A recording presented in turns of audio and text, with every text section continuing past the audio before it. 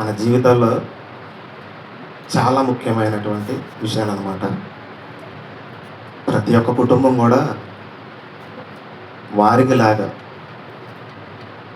ఆ కుటుంబం అయితే ఎలా చేసిందో అలా వెళ్తేనే దేవుని యొక్క ప్రణాళికలు భూమి మీద జరుగుతాయని నా ఆలోచన. అది మనం ఒకసారి ఆలోచిస్తే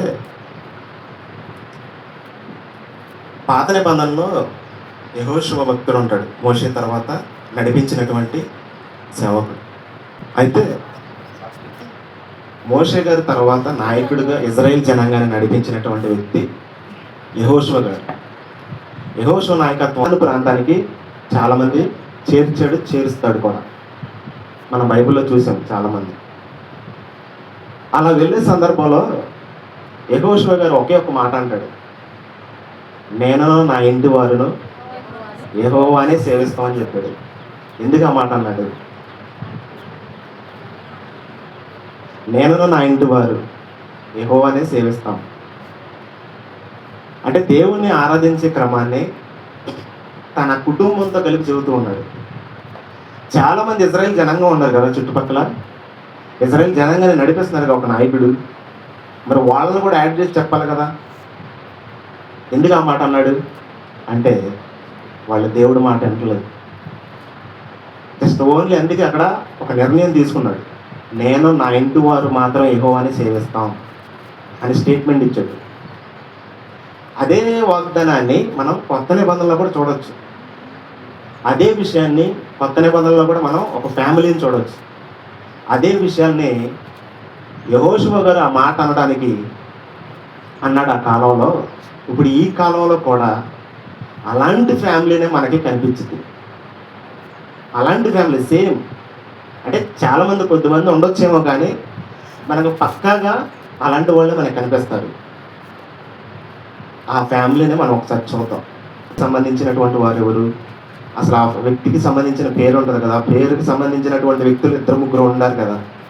ఆ 2-3 ఎవరు అనేది మనం కూడా తెలుసుకోవాలి. అపోస్తల కార్యాలు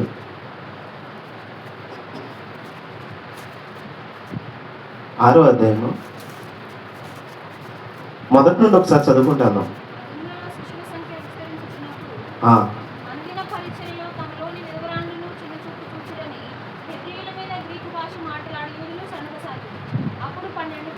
జస్ట్ వాళ్ళు పరిచయం చేసినప్పుడు భోజనాలు కానీ వడ్డించడం కానీ రొట్టెలు వడ్డించడం కానీ శిష్యులకు కూడా శిష్యుల మీద దగ్గర అక్కడ సందర్భాన్ని మనం చూస్తున్నాం. అంటే శిష్యులు పంచివ్వాలి అన్న ఉద్దేశం అది. అక్కడ మేము పంచిపెట్టడానికి కాదు, మేము సువార్త ప్రకటించాలి, దానికోసం సంఘంలో ఒక పరిచర్య చేయడానికి ఒక 7 నేను నియమిస్తున్నాము, మీలోనే కొంతమందిని ఎన్నుకోండి అన్నప్పుడు కింద పేర్లు మనం చదివాము. 7.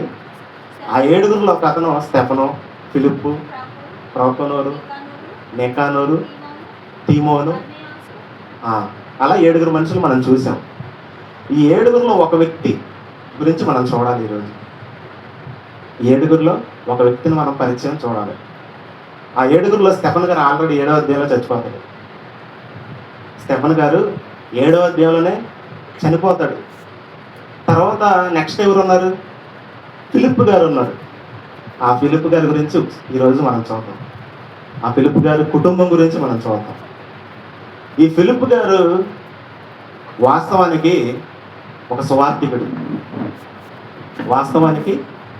సువార్థికుడు, ఒక ఎవాంజలిస్టు, ఒక పరిచారకుడు. సంఘంలో దేవాలయంలో యెరూషలేము దేవాలయంలో బల్ల దగ్గర పరిచర్య చేసే ఒక సేవకుడు. ఆ 7 కేటాయించింది.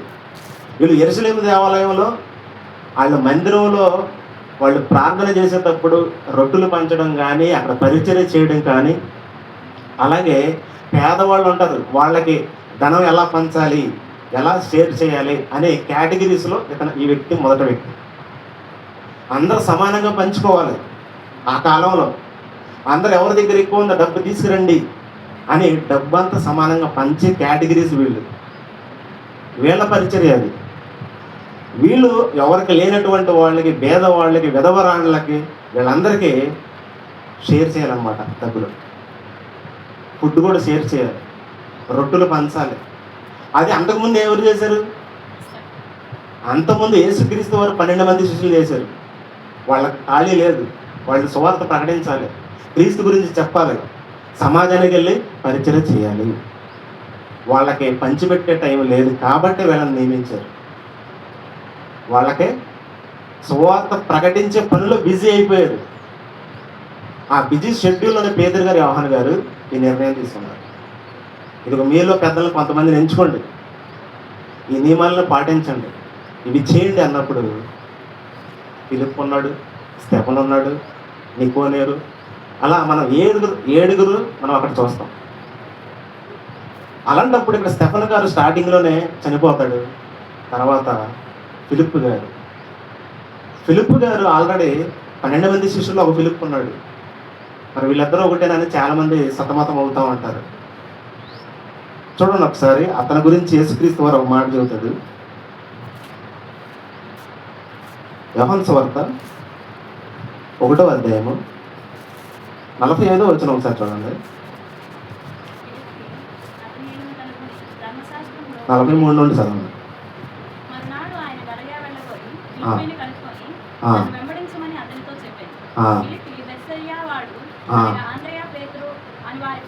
అనువారు పట్టణాలకు చెందినటువంటి వ్యక్తి ఫిలిప్. ఎవరు? పేతురు గారు, ఆంద్రే గారు ఫ్యామిలీకి సంబంధించినటువంటి వ్యక్తి, వాళ్ళ ఊరికి సంబంధించినటువంటి వ్యక్తి. యేసుక్రీస్తు వారి పరిచర్యలో పేతురు గారిని కనుక్కున్నాడు, ఆంద్రేని కనుక్కున్నాడు, తర్వాత ఫిలిప్పుని కనుక్కున్నాడు, యోహానుని కనుక్కున్నాడు. అలా అతని పరిచర్య జీవితంలో వాళ్ళందరూ శిష్యులందరూ 12 మందిని భోగేశాడు. తర్వాత యేసుక్రీస్తు వారు సువార్త ప్రకటించి అయిపోయిన తర్వాత, ఆయన వెళ్ళిపోయిన తర్వాత, రక్షణ అందించి వెళ్ళిపోయిన తర్వాత శిష్యులు స్టార్ట్ చేశారు. పెంతెకొస్తు పండగ రోజు పరిశుద్ధాత్ముడు వచ్చినప్పుడు స్టార్ట్ చేశాడు సువార్త. ఆ పరిచర్య అయిపోయి ఈ యొక్క పరిచర్య జీవితంలో యెరూషలేము మందిరం అనేక మంది చుట్టుపక్కల ఉన్నటువంటి వాళ్ళందరూ కూడా రక్షణ పొందుతూ ఉన్నారు. ఆ రక్షణ ప్రొసీజర్ అనేది మనుషుల సంఖ్య పెరుగుతుంది కానీ తగ్గట్లా. ఒక దెబ్బకు 3000 మంది, ఇంకో దెబ్బకు 4000 మంది, అలా సంఖ్య పెరుగుతుంది కానీ తగ్గట్లా. ఆ సిచ్యువేషన్లో ఈ 12 మంది ఎంత ఉండొచ్చు ఒకసారి ఆలోచించండి. వేళ్ళ మీద ఎంత భారం ఉంటుందో ఒకసారి ఆలోచించండి. అటు వెళ్ళాలి, ఇటు వెళ్ళాలి, అటు వెళ్ళాలి, ఇటు వెళ్ళాలి, ఎటు వెళ్ళినా కానీ యెరూషలేము దేవాలయం దగ్గరికి వీళ్ళందరూ కూడుకోవాలి. సమాజ మందిరంలో ఉండాలి. మరి ఎంత ప్రొసీజర్ ఉన్నప్పుడు మరి వాళ్ళు పంచిపెట్టే ఇంకెక్కడ ఉండదు చెప్పండి. ఒక తోటి వ్యక్తులను చూసుకోవాలనేటువంటి బాధ్యత ఎక్కడ ఉంటుంది? ఒక ప్రొసీజర్ ఎలా వెళ్ళినప్పుడు ఎదుటి వారిని చూడడానికి కూడా టైం ఉండదు. అందుకనే పేతురు గారు, యోహాను గారు నిర్ణయం తీసుకుని 7 నియమించుకున్నారు. ఆ 7 బల్ల దగ్గర మందిరంలో ఏం చేయాలో క్లియర్గా చెప్పారు. మందిరంలో వాళ్ళకి ఏంటి వర్క్? విచారణ, లేని వాళ్ళకి షేర్ చేయటం, రొట్టెలు పంచడం. మందిరం ప్రార్థన అయిపోయిన తర్వాత ఇదే సేమ్ కేటగిరీ మందిరాల్లో కూడా యాడ్ అయింది. ఇదే సేమ్ ప్రొసీజర్ ఇప్పుడు కూడా సంఘాల్లో ఉంది. ఎలా ఉంది? ఒక పాస్టర్ గారు ఉంటారు, ఆయన కింద ఒక 4 మెంబర్స్ ఉంటారు. ఏదైనా పని చేయాలనుకోండి, ఎవరు చెబుతారు? ఫస్ట్ ఎవరు చెబుతారు? వాళ్ళే చెబుతారు. వాళ్ళు వచ్చి పాస్టర్ గారికి చెబుతారు. ఇప్పుడు ఉందా లేదు? అది సేమ్ ఇదే. ఏ మీటింగ్స్ పెట్టాలన్నా, ఏది చేయాలన్నా పెద్ద సంఘాల వాళ్ళు ఏం చేస్తారు? ఫస్ట్ సంఘ పెద్దలను కనుక్కోండి అంటారు. వాళ్ళ దగ్గరికి వెళ్ళిన తర్వాత పాస్టర్ గారి దగ్గరికి వెళ్ళింది. అలా పైకి వెళ్తామే కానీ కిందకి న్యూస్ అలా వచ్చింది. ఇప్పుడు కూడా సేమ్ ప్రొసీజర్ అలా నడుస్తూనే ఉంది. కానీ ఆ కాలంలో నడిచినట్టుగా ఇప్పుడు నడవట్లా. ఆ కాలంలో నడిచినట్టుగా ఇప్పుడు నడవట్లా. ఏం చేస్తారు? ఇప్పుడు అంతా రాజకీయం అయిపోయింది. ఒకడు అది అంటాడు, ఒకడు ఇది అంటాడు, ఏది పడితే అది చేస్తారు. వాళ్ళ ఇష్టం వచ్చినాడు. దేవుడు అనుకున్నట్టుగా అక్కడ జరగట్లా. దేవుడు అనుకున్న నియమాలు అక్కడ జరగవు. ఎందుకంటే సంఘ పెద్దల్ని ఎలాంటి వాళ్ళని కేటగిరీస్ పెట్టమని చెప్పిందో బైబిల్ చెప్పింది. ఎటువంటి నియమాలతో ఉండాలో బైబిల్ కరెక్ట్గా చెప్పింది. మరి అటువంటి నియమాలతో ఉన్న వాళ్ళని ఎంచుకుంటున్నారు ఈ రోజుల్లో? ఎంచుకోవట్లేదు కదా. ఎవరికి ఇష్టం వచ్చినట్టు వాళ్ళు ఎంచుకుంటున్నారు. ఎవరికి నచ్చినటువంటి వాళ్ళని వాళ్ళు పెట్టుకుంటున్నారు. అది ఇప్పుడు ఈ రోజుల్లో జరిగేది. కానీ సంఘ పెద్దలకు ఒక క్వాలిఫికేషన్ ఉంది, సేవకుడికి ఒక క్వాలిఫికేషన్ ఉంది, స్వార్థికుడికి ఒక క్వాలిఫికేషన్ ఉంది. అలాగే ఇక్కడున్న 7గురికి కూడా ఒక క్వాలిఫికేషన్ ఇచ్చాడు దేవుడు, ఒక క్వాలిఫికేషన్ ఇచ్చాడు. అదే పరిచర్య, అదే సువార్త, అదే సువార్త ధర్మం. ఇక్కడ సంఘంలోనే స్టెఫన్ గారు చనిపోయిన తర్వాత ఫిలిప్ గారు సంఘంలోనే ఉండిపోయాడా? లేదు కదా. బయటకు వచ్చి సువార్త ప్రకటించాడు. ఒక వేరే దేశం నుండి వచ్చినప్పుడు ఒక షిండే అని ఒక అధికారి వస్తాడు రథం మీద. వచ్చినప్పుడు యెషయా గ్రంథం చదువుకొని వెళ్తూ ఉంటాడు. మరి యెరూషలేము దేవాలయానికి వస్తాడు ఆయన. మన అపోస్తల కార్యాలు 8వ అధ్యాయం చూస్తాం కదా. వచ్చినప్పుడు ఒక ఆత్మ, పరిశుద్ధాత్మ ఇదిగో ఫిలిప్పుని తీసుకొని వెళ్తాడు. అక్కడ సువార్త ఎవరికి చెప్పాడు చెప్పండి? నవంశకుడికి చెప్పాడు. అతని పేరే షిండే. ఒక అధికారి, ఆయన రోమన్ అధికారి. రోమ ప్రాంతంలో రోమి ఒక రాజుల కింద డబ్బుని రాజుకునే ఒక అధికారి. డబ్బులు బ్యాంకులో ఎంప్లాయీస్ ఉంటారు కదా, ఆ ఎంప్లాయ్ ఆయన. అటువంటి అధికారి దగ్గరికి వెళ్ళి సువార్త చెప్తే సడన్గా అక్కడ బాప్తిసం ఇచ్చేయని చెప్పాడు. అంటే వీళ్ళు చర్చిలోనే ఉండిపోలేదు, బయటికి వెళ్ళి సువార్త ప్రకటించారు, వేరే ప్రాంతానికి వెళ్ళి సువార్త ప్రకటించారు. ఆ యెరూషలేము చుట్టుపక్కల మాత్రమే కాదు, 2-3 దేశాలు కూడా వెళ్ళి సువార్త ప్రకటించాడు స్టెఫన్ గారు, ఫిలిప్ గారు. అలా మనం ఈ 2 కేటగిరీస్లో ఫిలిప్ గారిని ఇద్దరం చూసాం. ఒక యేసుక్రీస్తు శిష్యుడు, అపోస్తలుడు. ఇంకొక ఆయన 7గురిలో ఎన్నుకున్నటువంటి వ్యక్తి, ఒక అతను స్వార్థికుడు, ఆయన పేరు. ఇంకొక వ్యక్తి ఎవరు ఆయన మనం ఆలోచిస్తే ఒకసారి చూద్దాం.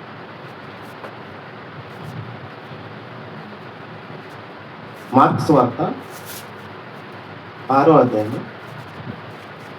17వ వచనం ఒకసారి చూడండి. మార్క్స్ వార్త 6వ అధ్యాయం 17.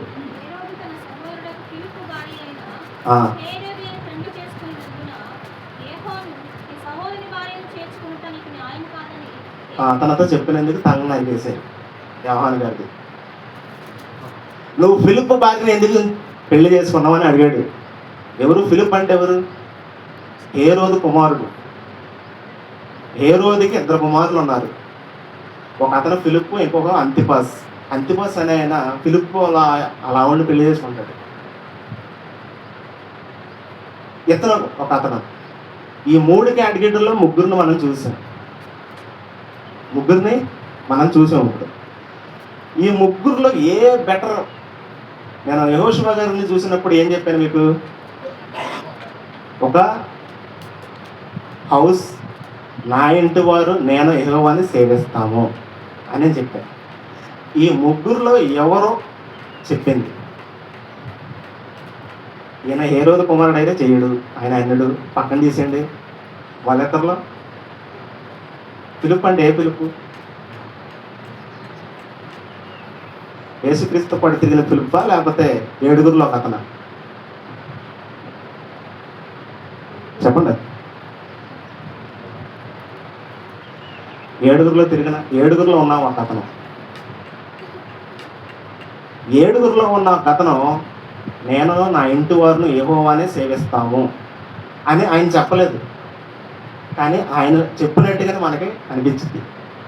ఆయన జీవితాన్ని మనం చూస్తే, వాళ్ళ కుటుంబ పరిస్థితులు మనం చూస్తే, వాళ్ళ కుటుంబ శైలిని మనం చూస్తే, ఆల్రెడీ శిష్యులలో మనకి పెళ్ళైనటువంటి వాళ్ళు 2 ఉంటారు, 2-3 ఉన్నారు. 12 మంది శిష్యులలో పెళ్ళై పిల్లలు ఉన్నటువంటి వ్యక్తులు పేతురు గారు ఉన్నారు. ఫిలిప్ కూడా ఉంటాడు. అతనికి కూడా 2 కుమార్తెలు ఉన్నారు. అంటే ఇంకా కడమ వాళ్ళు ఉన్నారేమో కానీ అంత క్లారిటీ లేదు. వేళల్లో మనం చూస్తే ఈ ఫిలిప్ ఆ ఫిలిప్ అని చాలా మంది టెన్షన్తో ఉంటారు. అసలు వీళ్ళిద్దరిలో ఏ ఫిలిప్ కుమార్తెలు, వీళ్ళిద్దరిలో ఎవరు అన్నప్పుడు దీన్ని క్లారిటీగా డిక్లరేషన్ చేసింది పౌలు గారు చేసింది. క్లారిటీగా ఎవరు పిల్లలు వీళ్ళు అని చెప్పి క్లారిటీగా చెప్పాడు. ఆయన చెప్పకపోతే ఎవరు తెలిసేది కాదు. సార్ చూడండి, అపోస్తల కార్యంలో 21వ అధ్యాయము 8 నుండి ఒకసారి చూద్దాం కిందకి. అపోస్తల కార్యాలు 8వ అధ్యాయం, అదే 21వ అధ్యాయం 8 నుండి కిందకి చదువుకుంటాను. మరునాడు మేము బయలుదేరి కైసరికి వచ్చి ఏడుగురిలో ఒకడును స్వార్థికుడైన ఫిలిప్పును ప్రవేశించి అతని ఎదుట ఉంటిమి. అన్యకులుగా ఉన్న నలుగురు కుమార్తెలు అతనికి ఉండేది. చాలండి, క్లారిటీ ఇచ్చేసాడు ఇక్కడ పౌలు గారు. అయితే 7గురిలో నియమించినటువంటి ఫిలిప్పుకి 9 కుమార్తెలు ఉన్నారు. 7గురిలో నియమించినటువంటి ఒక అతని పేరు ఫిలిప్పు. అతనికి 9 కుమార్తెలు ఉన్నారు. ఆ 9 కుమార్తెలు కూడా ప్రవక్తలు, ప్రవచించే వరం గలవారు. ఫిలిప్ గారు ఓన్లీ జస్ట్ దేవాలయంలోనూ ఒక సేవకుడు, ఒక పరిచారకుడు, సువార్త ప్రకటించేవాడు. జస్ట్ వీళ్ళైతే దేవుడు చాలా గొప్ప వరం ఇచ్చాడు వీళ్ళ 9కి. ఏం వరం ఇచ్చాడంటే జరగబోయేదని ముందే చెప్పేస్తారు వీళ్ళు. రేపు ఏం జరుగుతుంది వినాశనం అని అంటే వీళ్ళ దగ్గరికి వెళ్తే సింపుల్గా చెప్పేసి వాళ్ళు ఆ కాలంలో ప్రవచించేవాళ్ళు. రేపు ఏం జరుగుతుందో ప్రవచించేవాళ్ళు. రేపు ఏంటి అని మనం ఆలోచిస్తే వాళ్ళ దగ్గరికి వెళ్తే వీళ్ళు అదే చెప్పేవాళ్ళు. ఫిలిప్ గారు వాళ్ళ నాన్నగారి కంటే బెటర్ పొజిషన్లో ఉన్నారు. వీళ్ళు వాళ్ళ నాన్నగారి కంటే బెటర్ హై క్వాలిటీలో ఉన్నారు. వాళ్ళ నాన్న వాళ్ళు జస్ట్ సువార్త యేసుక్రీస్తు వారి గురించే చెబుతాడు. వీళ్ళు క్రీస్తు గురించి చెప్పి జస్ట్ ఫ్యూచర్ జరగబోయేదాన్ని కూడా చెబుతారు. రేపు నీ జీవితంలో ఇది జరుగుతుంది, రేపు నీ జీవితంలో ఇది జరుగుతుంది అని పక్కనే చెప్పేస్తారు. ఈ రోజుల్లో కూడా ఉన్నారు అలాంటి వాళ్ళు. ఉన్నారా లేదా? ఉన్నారు. అలాగే మనం చూస్తే ఇక్కడ 9 కుమార్తెలు దేవుడు ఎందుకు అలా పరిచయం చేయమని చెప్పాడు. ఇది అసలు మనకు కావాల్సినటువంటి బెస్ట్. ఆల్రెడీ కొరింథీ పత్రికలో పౌలు గారు సువార్త ఆడవాళ్ళు చేయకూడదని చెప్పాడా లేదా? మీకు అనిపించలేదా? స్త్రీ సంఘంలో మౌనంగా ఉండాలి కానీ, సైలెంట్గానే ఉండాలి కానీ చెప్పకూడదని చెప్పాడు. మరి 9 కుమార్తెల పరిస్థితి ఏంటి చెప్పండి. వీళ్ళు ప్రవచించారు కదా, ప్రవచన వరం గలవాళ్ళు కదా. పౌలు గారు అన్న ఇంటెన్షన్కి, పౌలు గారు అన్న మాటకి వ్యతిరేకం అయిపోయింది కదా. ఇక్కడ కొరింథీ పత్రికలో ఉంటుంది 15వ అధ్యాయంలో. దానికి దీనికి వ్యత్యాసం చాలా ఉంది. అక్కడ ఆ సంఘంలో ఉన్న సిచ్యువేషన్ బట్టి మాట్లాడు పౌలు గారు. ఆ సంఘంలో స్త్రీలకు ఆధిపత్యం అయిపోయింది. పురుషుడు ఉండగానే పక్క దోసేసి స్త్రీలే చూసుకుంటున్నారు. అందుకే పౌలు అక్కడ మాట్లాడాడు. సువార్త పనిలో పెద్ద పెద్ద మీటింగ్స్ పెట్టారనుకోండి, మీటింగ్స్లో ఆడవాళ్ళు వెళ్ళి ప్రసంగం చేసేస్తున్నారంట. తెలుసా మీకు? సేవకుడు పక్కన ఉంచుకొని లేడీసే సువార్త ప్రకటిస్తున్నారు. అంటే ఒక అధికారంగా ఒక యజమానిని పక్కన పెట్టి వీళ్ళే నాదే మొత్తం అంతా అని చేసేస్తున్నారు. దేవుడు ఏం చెప్పాడు? పురుషుడికి లోబడి ఉండాలని చెప్పాడా? ఆ ఉద్దేశాన్ని ఇక్కడ పౌలు చెప్పాడు. మీరు సైలెంట్గా ఉండాల్సిందే తప్ప ఎగస్ట్రా చేయకూడదని చెప్పాడు. మరి వీళ్ళ పరిస్థితి ఏంటి? వీళ్ళ పరిస్థితి, వీళ్ళు ప్రవచనం వరం చెప్పేవాళ్ళు. పరిశుద్ధాత్ముడు డైరెక్ట్గా వీళ్ళ ద్వారా మాట్లాడాడు. డైరెక్ట్గా ఈ స్త్రీల ద్వారాగే ప్రవచనం చెప్పేస్తున్నాడు. వీళ్ళు సువార్త కాదు కదా. వీళ్ళు ఏం చేసేవాళ్ళు అంటే మందిరానికి వచ్చేటువంటి వాళ్ళు, అన్యులు కానీ యూదులు కానీ యేసుప్రభుని నమ్మనటువంటి వాళ్ళు కొత్తగా వస్తే వాళ్ళకు ఉపచారం చేస్తారు. వాళ్ళ నాన్న పని ఏంటి? సంఘంలో ఉపచారమే కదా చేసేది. వీళ్ళు కూడా అదే కేటగిరీ. వీళ్ళు కూడా అదే కేటగిరీలో ఉండి అదే వర్క్ చేస్తున్నారు సంఘంలో. ఆ సంఘం విస్తరించి విస్తరించి విస్తరించి యెరూషలేములో ఉన్న సంఘం విస్తరించిపోయింది ఇప్పుడు. అప్పుడు ఇక్కడ పౌలు గారు ఒకసారి మళ్ళీ చదువుతుందాన్ని. అపోస్తల కార్యాలు 21. పౌలు గారు 2వ జర్నీ అప్పుడు వాళ్ళ ఇంటికి వచ్చిన పరిస్థితి అది. ఒకసారి చదవండి. మరునాడు మేము బయలుదేరి కైసరయకు వచ్చి ఏడుగురిలో నొకడును సువార్తికుడునైన ఫిలిప్పు ఇంట ప్రవేశించి అతని యొద్ద ఉంటిని. చాలా వాళ్ళ ఇంట్లోనే ఉన్నారంటే వాళ్ళ ఇంట్లోనే చాలా రోజులు ఉన్నారని చెబుతారు. పౌలు గారు ఒకళ్ళే కాదు, పౌలు గారితో పాటు లోక గారు ఉన్నారు. ఆల్రెడీ పౌలు గారు బృందం మొత్తం కూడా ఆయన ఇంట్లో ఉంది. ఆయన ఒక్కడే లేడు, ఆయనతో పాటు 5-6 వ్యక్తులు ఉన్నారు. ఆ వ్యక్తులందరూ కూడా వీళ్ళ ఇంట్లో ఉన్నారు. అసలు వీళ్ళ ఇంటికి ఎందుకు వచ్చాడు పౌలు గారు అని అంటే, ఆయన పరిచర్య చేసినప్పుడు కొన్ని ప్రాంతాలు తిరుగుతూ ఉంటాడు కదా. ఈ ఊరు నుండి ఆ ఊరు, ఆ ఊరు నుండి ఈ ఊరు, ఈ ఊరు నుండి ఆ ఊరికి వెళ్ళినప్పుడు యెరూషలేము వస్తాడు. యెరూషలేము వచ్చినప్పుడు ఓడరేవు మార్గమున, ఓడరేవు అమ్మటే నేను ఇల్లు ఉంటుంది, కైసరేవు పక్కనే ఓడరేవు, పెద్ద ఓడరేవు ఉంటుంది. అంటే పోర్టు ద్వారాగా అప్పుడు వెళ్ళేది మనుషులు కానీ ఎవరైనా సరే. రవాణా కూడా సరుకులు కానీ ఇంకేదైనా కానీ పోర్టులు పడవల ద్వారాగా మనకి ఆ కాలంలో. మనుషులు కూడా ఒక ప్రాంతం నుండి వేరే ప్రాంతానికి వెళ్ళాలంటే సేమ్ అదే ఓడరేవు. ఆ ఓడరేవు కూడా వీళ్ళ ఇంటి దగ్గరలోనే ఉంది, వీళ్ళ ఇంటి దగ్గరలోనే ఉంది.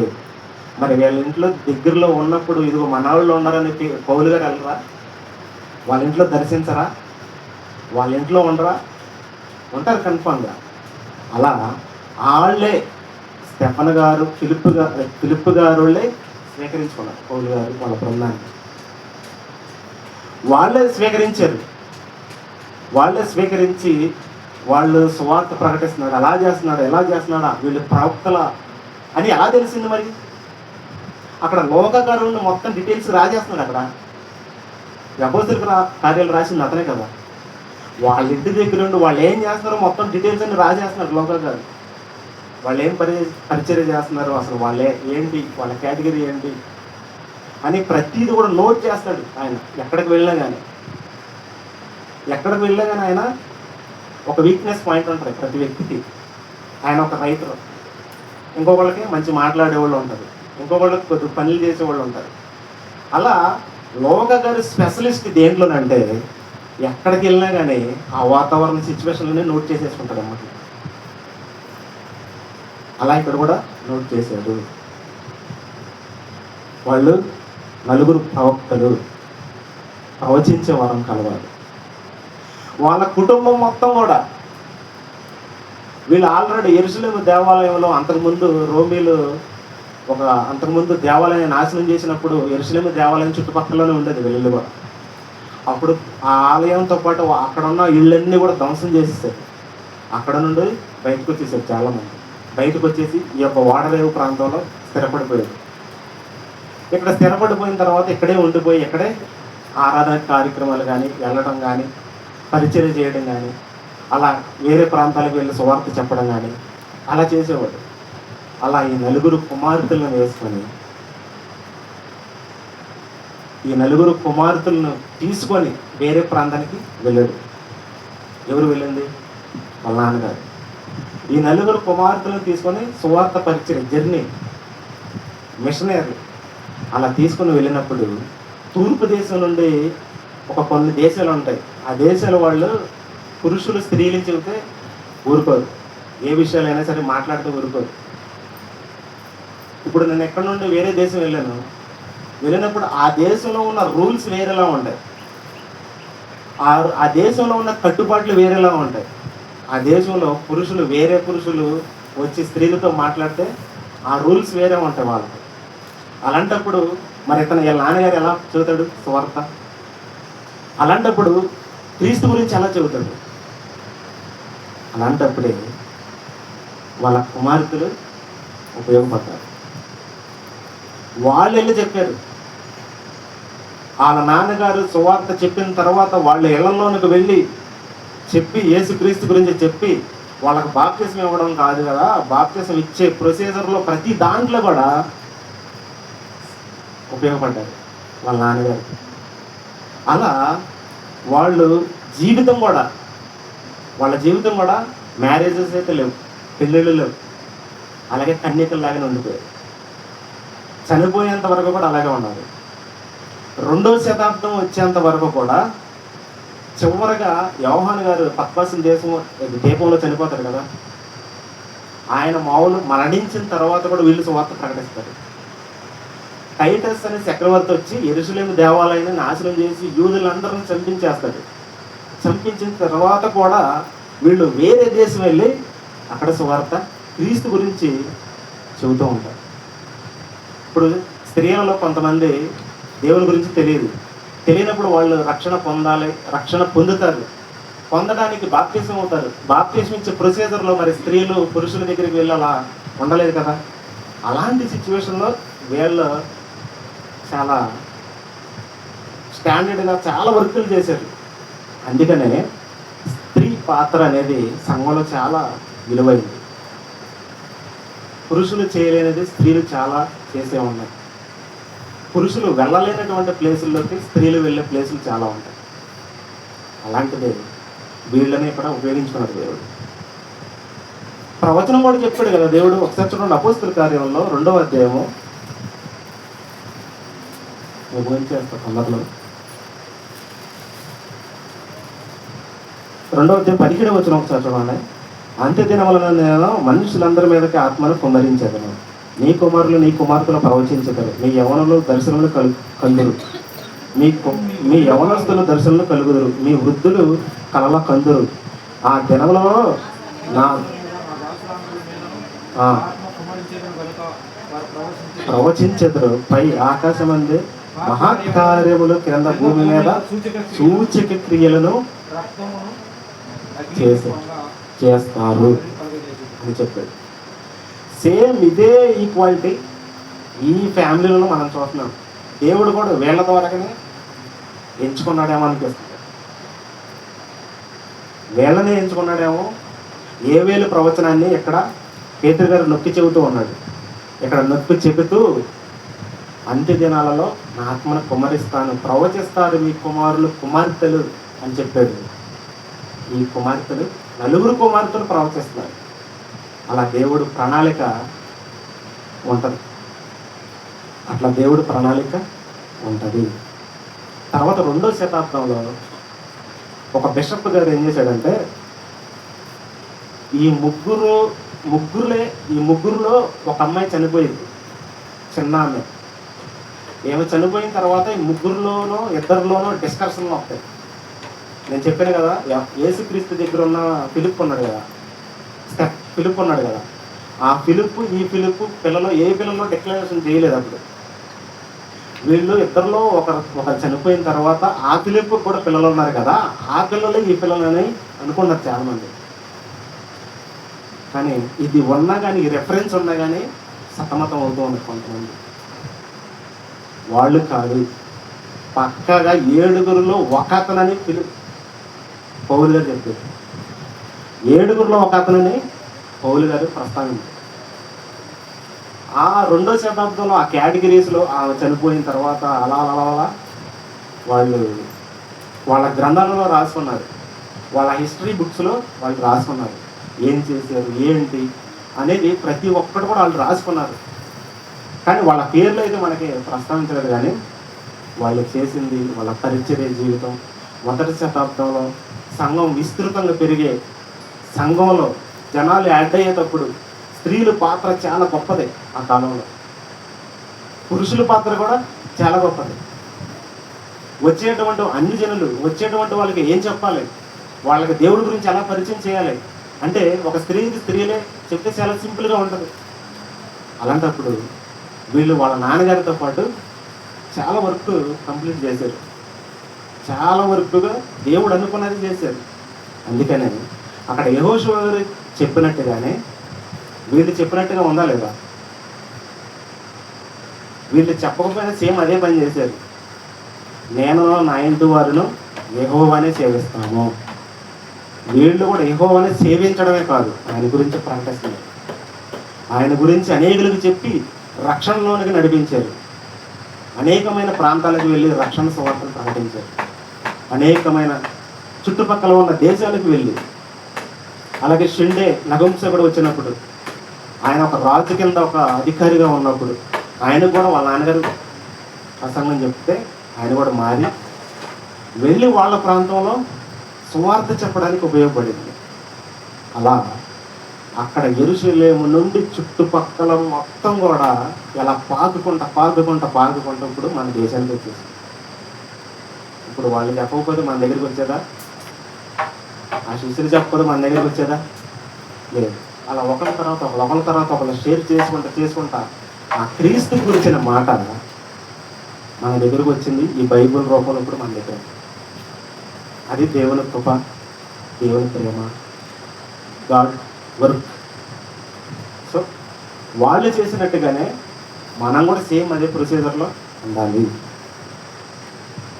ఫిలిప్పు కుమార్తెలు వాళ్ళు ఆతిథ్యం ఇచ్చారు. ఆ ప్రాంతానికి వచ్చే వాళ్ళందరికీ కూడా వాళ్ళ ఇంటికి వెళ్ళినప్పుడు వాళ్ళు ఆతిథ్యం ఇచ్చారు. వాళ్ళ గృహాన్ని వాడుకోవడానికి ఇచ్చారు సేవకులకి. మా ఇంటికి రండి వాళ్ళు చాలా సేవలు చేశారు. అలాగే మనం కూడా అటువంటి ఆలోచనతోనే మనం ఉండాలి. వాళ్ళని చూసినప్పుడు నాకు ఒకటి గుర్తొచ్చింది. ఈ లోకపరంగా అది చదువుతున్నప్పుడు ఒక విషయం గుర్తొచ్చింది. కాలేజీలో ఉన్నప్పుడు చాలామంది స్టూడెంట్స్ ఉండేవాళ్ళు. చాలామంది మీటింగ్స్కి నేను కూడా వాళ్ళతో పాటు వెళ్ళినప్పుడు నూజివీడులో సునం తక్కువ ఇంటికి వచ్చేవాళ్ళు చాలామంది.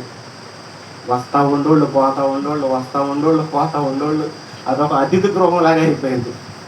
జస్ట్ ఇప్పుడు కూడా అలా ఉందేమో అనుకుంటాను నేను. అలాగే ఉందా? ఇప్పుడు రావట్లేదు. అంటే అప్పుడు నేను చూసినప్పుడు అలా ఉండేది. దగ్గరకు ఒక 15 మంది 20 మంది ఉండేవాళ్ళు. జస్ట్ 10 మంది అయినా ఉండేవాళ్ళు. రోజుకి ఎవరైనా ఒకడైనా వస్తూ ఉండేవాళ్ళు, వెళ్తూ ఉండేవాళ్ళు. ఒక అతిథి గృహం లాగా అనిపించింది నాకు అయితే ఇది చదివినప్పుడు. అలాగే ఫిలిప్ గారు వాళ్ళ కుటుంబం కూడా ఒక అతిథి గృహంగా స్వీకరించుకుంది. ప్రతి ఒక్కరిని క్రైస్తవులు అనేవాడు ఎవరైనా క్రీస్తుని తెలుసుకుంటే వాళ్ళకి ఆతిథ్యం ఇచ్చింది. వాళ్ళకు ఉన్న దాంట్లోనే పంచుకున్నారు. వాళ్ళకి లేని దాంట్లోనే ఇప్పుడు చాలామంది భర్త లేనటువంటి స్త్రీలు ఉంటారు. వాళ్ళకి ఎలా ఉండాలో బైబిల్లో చెప్పాడు దేవుడు. వాళ్ళకి ఎలా ఉండాలో ఆ కేటగిరీ వర్క్ చేశారు వాళ్ళ కుమార్తెలు. వాళ్ళని చూసుకోవడం కానీ, వాళ్ళని దగ్గరుండి చూసుకోవడం కానీ, వాళ్ళ ఆతిథ్యం ఇవ్వడం కానీ, వాళ్ళని పలకరించడం కానీ, క్రీస్తు గురించి చెప్పడం కానీ, ఎలాంటి విషయంలో ముందున్నారు వాళ్ళు. అది ఆతిథ్యం ఇవ్వడం అంటే. అలా ఆ కుటుంబం నేనును నా ఇంటి వారును యెహోవానే సేవిస్తాం అన్నట్టుగా మనకు కనిపిస్తుంది. సో మనం కూడా అలాగే ఉండాలని ఈ మాటలు అనిపిస్తున్నాం. చిన్న ప్రార్థన. పరిశుద్ధుల ప్రేమ కలిగిన తండ్రి, మీకు వందనాలు స్తుతులు స్తోత్రాలు చెల్లిస్తూ ఉన్నాను తండ్రి. అలాగే తండ్రి, ఆ కాలంలో స్త్రీల పాత్ర సంఘంలో చాలా అమోహమని మీరు మాకు చూపించారు ప్రభు. మరి వాళ్ళే లేకపోతే ఎంత వాక్యం విస్తృతం అయ్యేదేమో కాదు. మరి మీ గురించి, కుమారుడి గురించి వాక్యం అనేది ఎంత వేగంగా వచ్చేదేమో కాదు ప్రభు. కానీ మీ యొక్క ప్రణాళికలో వాళ్ళ ఒక భాగంగా మీరు వాడుకున్నారు ప్రభు. ఎందుకు బట్టి మీకు వందనాలు చేస్తూ ఉన్నారు. అలాగే ప్రభు, ప్రతిదీ కూడా తండ్రి మీ యొక్క రాజ్యంలో ప్రతి ఒక్క పాత్రను పోషించాలని, ప్రతి ఒక్క పాత్ర ఉందని మీరు మాకు చూపిస్తూ ఉన్నారు ప్రభు. ప్రతి ఒక్కరికి ఒక పాత్ర ఇచ్చారని మీరు సెలవిస్తూ ఉన్నారు. అటువంటి పాత్రను మేము పట్టుకొని ముందుకు కొనసాగే వారిగా మేము ఉండటానికి మాకు సహాయం చేయమని అడుగు చేయాలి. ప్రతిదీ కూడా మీ చిత్తానుసారంగా జరిగించడానికి సహాయం చేయండి. తర్వాత చెప్పబోయే వాక్యాన్ని కూడా మీరు మాకు నిరూప చేయమని, మంచి విషయాలు మాతో మాట్లాడమని మా రక్షకుడు యేసుక్రీస్తు పరిశుద్ధ నామమున ప్రార్థన అడుగుచున్నాను మాట్లాడండి. ఆమేన్.